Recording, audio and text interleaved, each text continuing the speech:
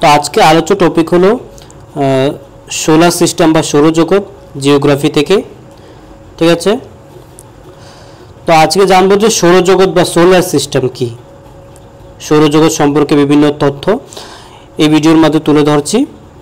তো প্রথমত হলো সৌরজগৎ হলো সূর্য এবং সূর্যকে কেন্দ্র করে আবর্তনশীল সমস্ত মহাজাগতিক বস্তুর সমন্বয়ে গঠিত একটি সুসংবদ্ধ ব্যবস্থা হলো সৌরজগৎ। ঠিক আছে, অর্থাৎ সূর্যকে কেন্দ্র করে এখানে বিভিন্ন বস্তু যেমন গ্রহ নক্ষত্র বিভিন্ন উল্কা সব কিছু মিলিয়ে যে ব্যবস্থাটি সেটি হলো সৌরজগৎ। ঠিক আছে, এবং এই সৌরজগতের মূল কেন্দ্রবিন্দুতে রয়েছে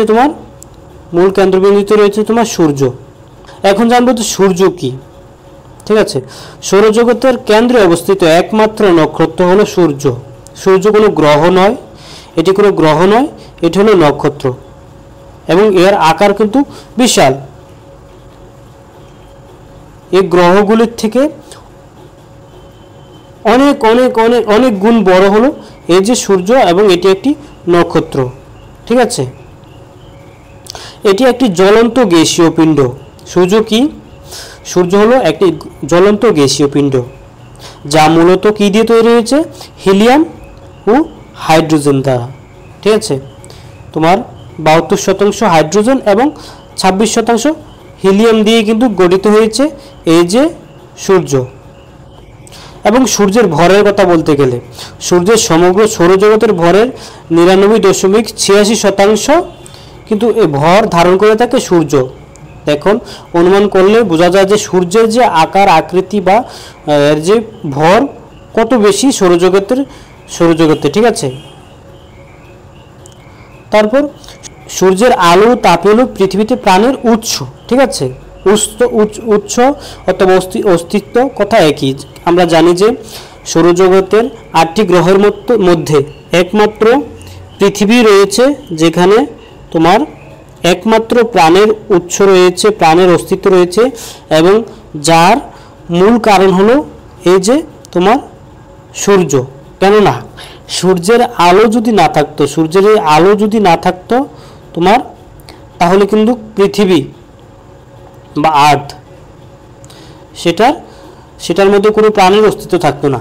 আর আরেকটা কারণ হলো সূর্য বা বাকি যে সূর্যকে মিলিয়ে কাছাকাছি যে রয়েছে তোমার সূর্যের যে কাছাকাছি, যেমন পৃথিবীকে মিলিয়ে বাকি 3টি গ্রহ মূলত কিন্তু তোমার গঠিত হয়েছে কি দিয়ে?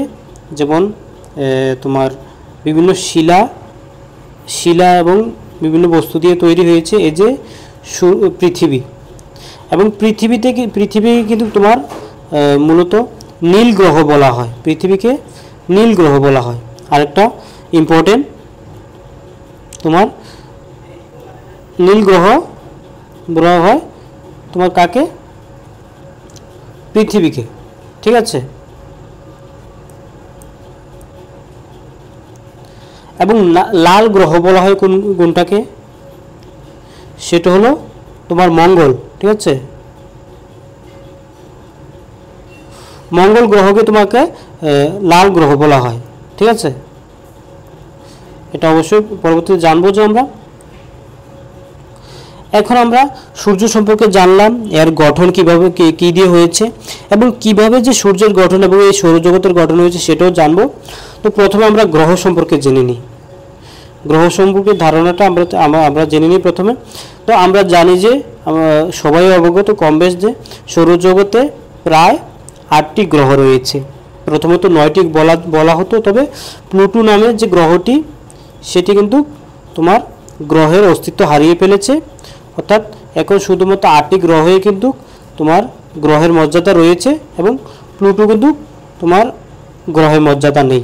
ঠিক আছে, তো সৌরজগতে প্রধান 8টি গ্রহ রয়েছে যা সূর্যকে নির্দিষ্ট কক্ষপথে প্রদক্ষিণ করে।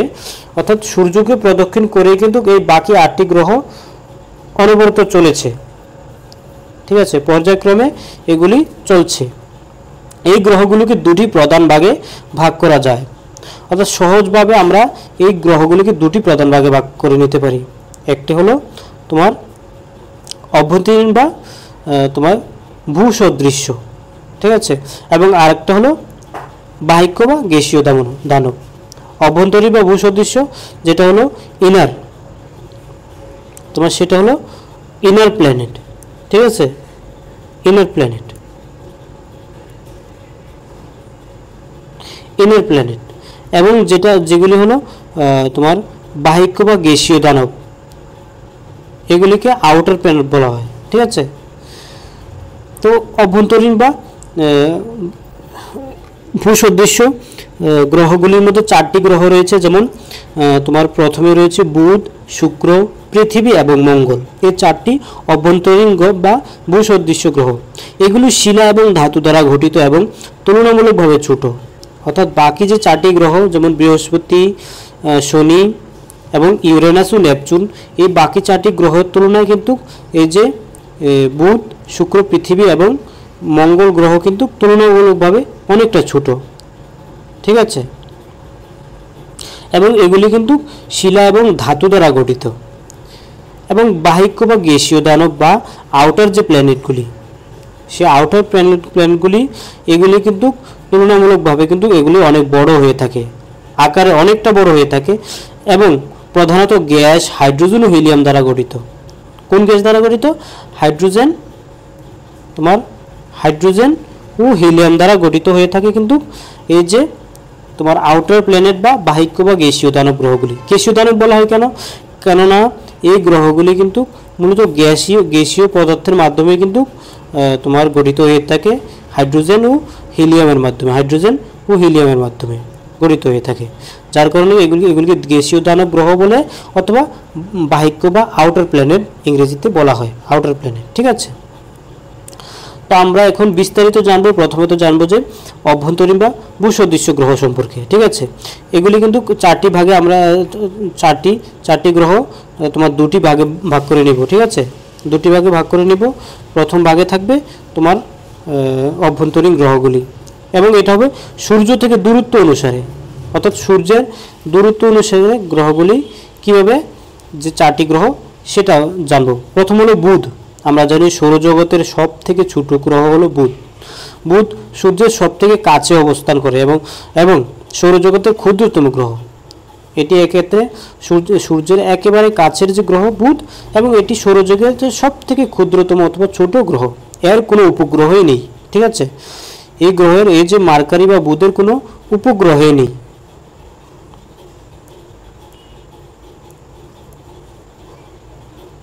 তারপর হলো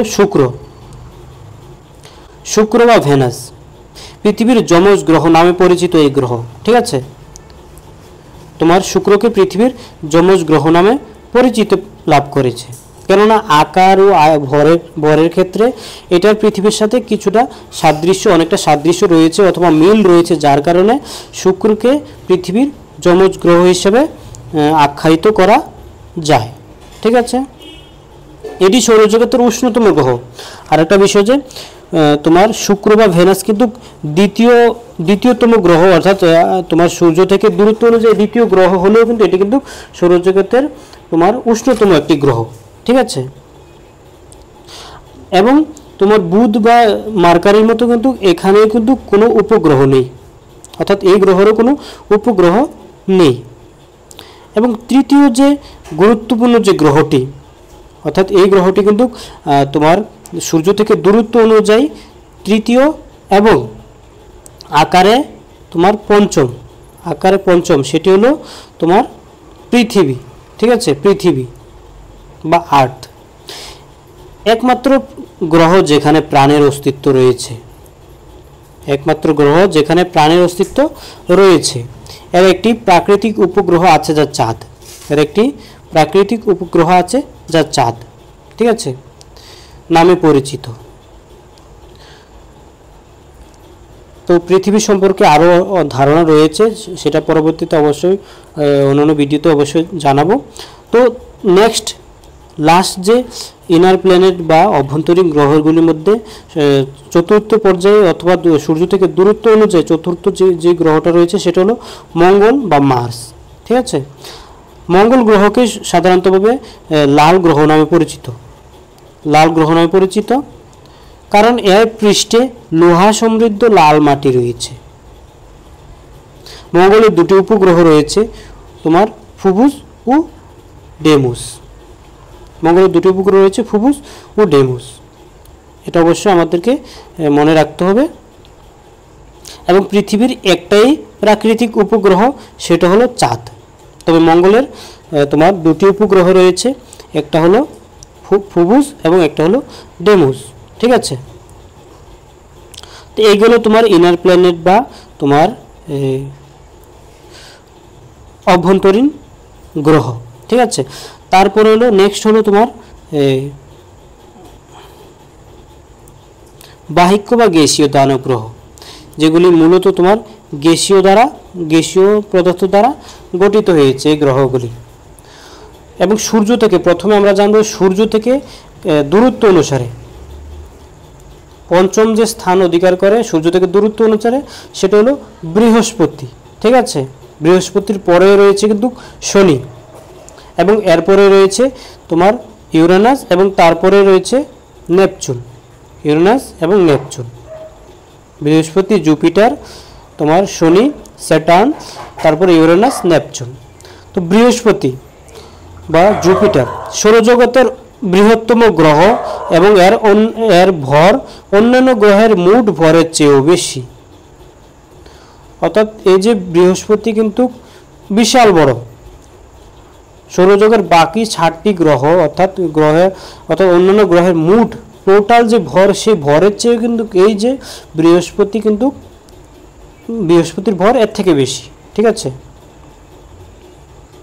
এর অসংখ্য উপগ্রহ রয়েছে এবং একটি ক্ষীণ বলয় ব্যবস্থা রয়েছে। এবং প্রশ্ন হলো, এই যে ক্ষীণ বলয় ব্যবস্থা এটা কি? ক্ষীণ বলয় ব্যবস্থা কি? ক্ষীণ বলয় ব্যবস্থা সম্পর্কে জানতে হলে প্রথমে আমাদেরকে এই যে বলয় ব্যবস্থা কি, বলয় ব্যবস্থা হলো রিং সিস্টেম কি?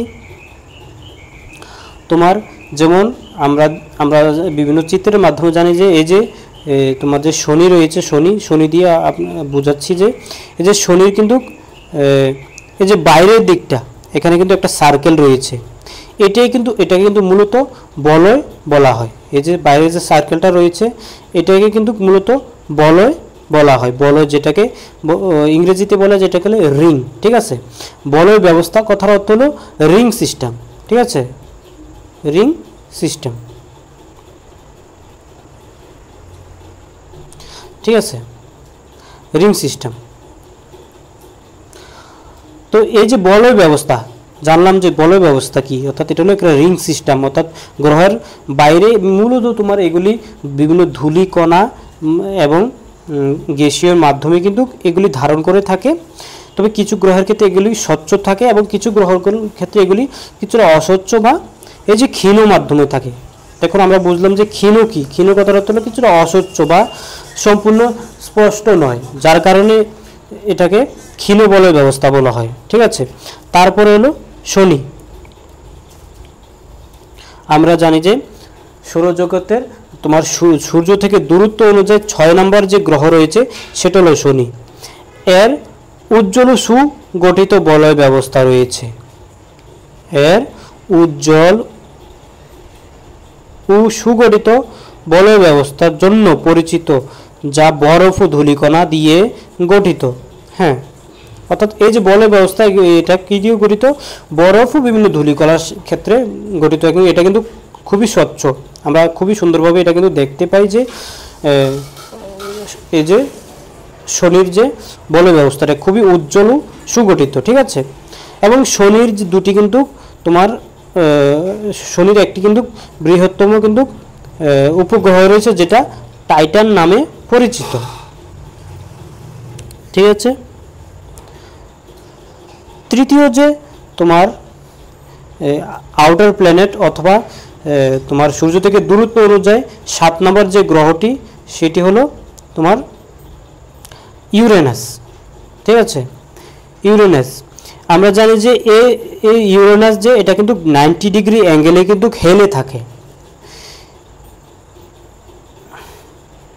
অর্থাৎ এর রক্ষক প্রায় 90 ডিগ্রি হেলে থাকে, যার কারণে এটি তার কক্ষপথে এখানে কিছুটা একটু মিস্টেক হয়েছে, কক্ষপথ প্রায় 90 ডিগ্রি হেলে থাকে, যার কারণে এটি তার কক্ষপথে গড়িয়ে চলে বলে মনে হয়। ঠিক আছে, এরও বড় এবং বেশ কিছু উপগ্রহ রয়েছে ইউরেনাসের, অর্থাৎ তবে এর বলটা কিন্তু অস্বচ্ছ নয়, সম্পূর্ণ স্বচ্ছ নয়, তবে এটা কিন্তু কিছু মোটামুটি কিন্তু পৃথককোণ রয়েছে, যার কারণে এটারও কিন্তু বলয় ব্যবস্থা রয়েছে শনির মতো। ঠিক আছে, নেক্সট হলো তোমার সূর্য থেকে দূরত্ব অনুসারে সর্বশেষ দূরত্বে অবস্থিত, অর্থাৎ সৌরজগতের সূর্য থেকে দূরত্ব অনুযায়ী সব থেকে দূরত্ব অবস্থিত যে গ্রহটি সেটা হলো নেপচুন। ঠিক আছে, নেপচুন সৌরজগতের অষ্টম ও শীতলতম গ্রহ। তা আমরা যদি প্রশ্ন আসে যে শীতলতম গ্রহ, সৌরজগতের সব থেকে শীতলতম গ্রহ কোনটি, এটা হলো তোমার নেপচুন। এক তো এটা সূর্য থেকে সব থেকে দূরে অবস্থিত এবং এটাকে সৌরজগতের অষ্টতম গ্রহ বলা হয় দূরত্ব অনুযায়ী। ঠিক আছে, তারপর এরও বলয় ও উপগ্রহ রয়েছে। এখন আমরা জানবো যে আকৃতি অনুসারে, এতক্ষণ জানলাম যে সূর্যের থেকে দূরত্ব অনুসারে গ্রহগুলি, এখন আকৃতি অনুসারে কিন্তু সেটাও কিন্তু আমরা তোমার দুটি ভাগে জানব। ঠিক আছে, প্রথম ভাগে হলো ইনার প্ল্যানেটগুলি এবং পরবর্তী ভাগে প্রথম ভাগে হলো আউটার প্ল্যানেটগুলি এবং পরবর্তীতে ইনার প্ল্যানেট, অর্থাৎ এটা উল্টো। ঠিক আছে, এখন আউটার প্ল্যানেটটি আগে এসে যাবে, কারণ এগুলি হলো সব থেকে বড় গ্রহ। প্রথম রয়েছে সৌরজগতের সব থেকে বৃহত্তম গ্রহ বৃহস্পতি, তারপর শনি, যার একটা উজ্জ্বল এবং সুস্পষ্ট যে বলয় ব্যবস্থা বা রিং সিস্টেম রয়েছে, তারপর ইউরেনাস, যেটা আকৃতি অনুসারে তৃতীয়, প্রথম বৃহস্পতি, দ্বিতীয় শনি, তারপর ইউরেনাস, নেপচুন, তারপর হলো নেপচুন। এবং নেপচুন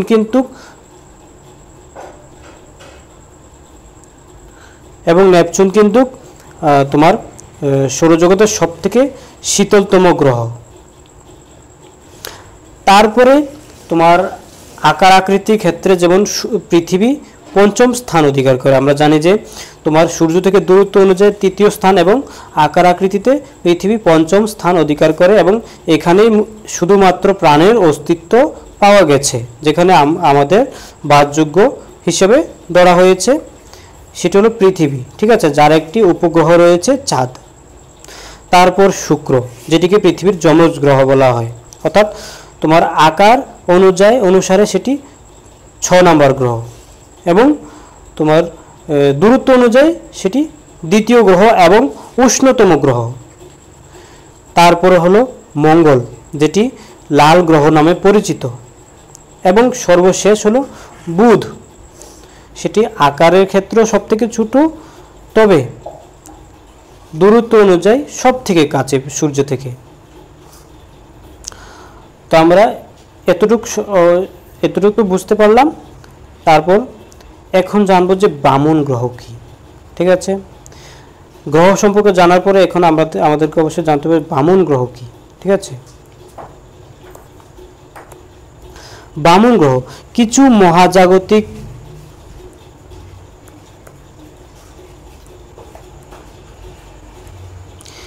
মহাজাগতিক বস্তু আছে যা গ্রহের মতো গোলাকার, কিন্তু তাদের কক্ষপথ থেকে অন্যান্য মহাজাগতিক বস্তু পরিষ্কার নয়। অর্থাৎ এই যে বামন গ্রহগুলি কিন্তু গোলাকার হলেও এদের যে কক্ষপথ সেটা গ্রহের মতো সুস্পষ্ট নয়। ঠিক আছে, যার কারণে এগুলিকে বিজ্ঞানিকরা যেমন প্লুটো কিন্তু প্রথম পর্যায়ে কিন্তু গ্রহের মর্যাদা থাকলেও পরবর্তীতে প্লুটো গ্রহের মর্যাদা হারিয়েছে, যার কারণে সৌরজগতে শুধুমাত্র 8টি গ্রহই রয়েছে। ঠিক আছে, প্লুটো যা পূর্বে একটি গ্রহ হিসেবে বিবেচিত হতো। তারপর জানবো উপগ্রহ কি। আমরা জানলাম যে পৃথিবীর একটি উপগ্রহ রয়েছে চাঁদ নামে। উপগ্রহ কি? গ্রহগুলোকে কেন্দ্র করে আবর্তনশীল প্রাকৃতিক বস্তুকে উপগ্রহ বলে।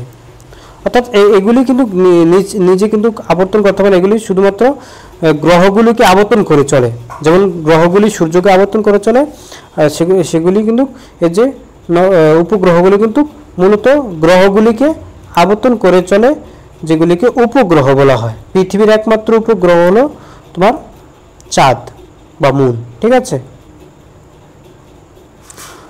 মঙ্গলের ফুবুস ও ডেমুস, বৃহস্পতির গেনিমিড ও ক্যালিস্ট্রো, শনির টাইটান উল্লেখযোগ্য উপগ্রহ। তারপর জানবো যে গ্রহাণু বা অ্যাস্টেরয়েড কি, ঠিক আছে। মঙ্গল ও বৃহস্পতির কক্ষপথের মাঝে অবস্থিত ছোট ছোট পাথর বা ধাতব বস্তুগুলির একটি বিশাল বলয় রয়েছে, যা গ্রহাণু বেষ্টনী নামে পরিচিত। গ্রহাণু বা তোমার অ্যাস্টেরয়েড নামে পরিচিত। এগুলো হলো তোমার এই যে মঙ্গল ও বৃহস্পতি, এই দুটি গ্রহের মাঝখানে অবস্থিত, এগুলিকে যেগুলি বিভিন্ন এই আকৃতি কিন্তু রয়েছে, যেগুলিকে তোমার অ্যাস্টেরয়েড বলা হয়ে থাকে, ঠিক আছে। তারপর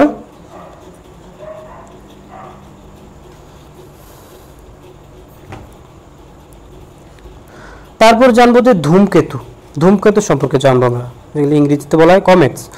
বরফ, ধুলো ও শিলা দ্বারা গঠিত ক্ষুদ্র মহাজাগতিক বস্তু, যা সূর্যের কাছাকাছি এলে এর পৃষ্ঠ থেকে গ্যাস ও ধুলো নির্গত হয়ে একটি উজ্জ্বল লেজ তৈরি করে, ঠিক আছে। অর্থাৎ তোমার বিভিন্ন ধুলো, বরফ এবং বিভিন্ন ক্ষুদ্র ক্ষুদ্র মহাজাগতিক বিভিন্ন বস্তু, যেগুলি গঠিত হয়ে আস্তে ধীরে ধীরে যখন তোমার সৌরজগতের বিভিন্ন গতিপথ থেকে, অর্থাৎ গ্রহগুলির মাঝ বরাবর থেকে যখন সেগুলি তোমার সূর্যের সংস্পর্শে আসে, তখন সেগুলি জ্বলে ওঠে, কিছুটা লেজের মতো আকার ধারণ করে থাকে, যেগুলিকে ধূমকেতু বলা হয়, ঠিক আছে। তারপর হলো উল্কা বা ম্যাটেরস কি, মহাকাশে ভাসমান ছোট ছোট কণা, যা পৃথিবীর বায়ুমণ্ডলে প্রবেশ করলে ঘর্ষণের ফলে জ্বলে ওঠে এবং আলোর ঝলকানি সৃষ্টি করে। অর্থাৎ মহাকাশ থেকে এগুলি যখন পৃথিবীর দিকে তোমার প্রবেশ করতে থাকে, ঠিক আছে, অর্থাৎ পৃথিবীর দিকে যখন এগুলি প্রবেশ করে, সেগুলিতে কিন্তু বায়ুমণ্ডলের অত্যাধিক চাপের ফলে সেগুলি তোমার ঘর্ষণের ফলে আগুন ধরে যায়, যার কারণে এগুলি জ্বলে ওঠে এবং সেগুলি কিন্তু মূলত তোমার উল্কা বলা হয়, যে অনেক সময় আমরা যেগুলিকে রাতের আকাশে কিন্তু প্রত্যক্ষণ করতে পারি, ঠিক আছে। তবে সর্বশেষ আমরা জানবো যে সৌরজগতের উৎপত্তি কিভাবে হয়েছে, অর্থাৎ এই যে বিশাল যে সৌরজগৎ, এবং এটি কিন্তু আমাদের যে সৌরজগৎটি সেটি কোথায় অবস্থিত, মিল্কি ওয়েতে, ঠিক আছে। এবং এই যে মিল্কি ওয়েতে কিন্তু অসংখ্য সৌরজগৎ রয়েছে, যার মধ্যে একটি সৌরজগৎ হলো এই যে আমাদের সৌরজগৎ। সৌরজগৎ বলার একটাই কারণ এটাকে সূর্যকে কেন্দ্র করে এই জগৎটি, যার কারণে এটা হলো সৌরজগৎ। তো সৌরজগতের উৎপত্তি আজ থেকে প্রায় 4.57 বিলিয়ন অর্থাৎ 450 কোটি বছর আগে একটি বিশাল আণবিক মেঘের আকর্ষণীয় পতনের মাধ্যমে হয়েছিল বলে ধারণা করা হয়, ঠিক আছে। এবং এই যে মেঘের আণবিক যে অর্থাৎ বিভিন্ন আণবিক যে তোমার গ্যাসীয় যে চাপের অত্যধিক চাপের ফলে কিন্তু এটি সৃষ্টি হয়েছে, এবং এর যে সেন্টার অর্থাৎ সূর্যের যে সেন্টারে কিন্তু সবথেকে বেশি চাপের প্রভাবের ফলে সূর্যের সৃষ্টি হয়েছে, এবং এর চারপাশে হয়েছে বিভিন্ন গ্রহ নক্ষত্রের সৃষ্টি, ঠিক আছে।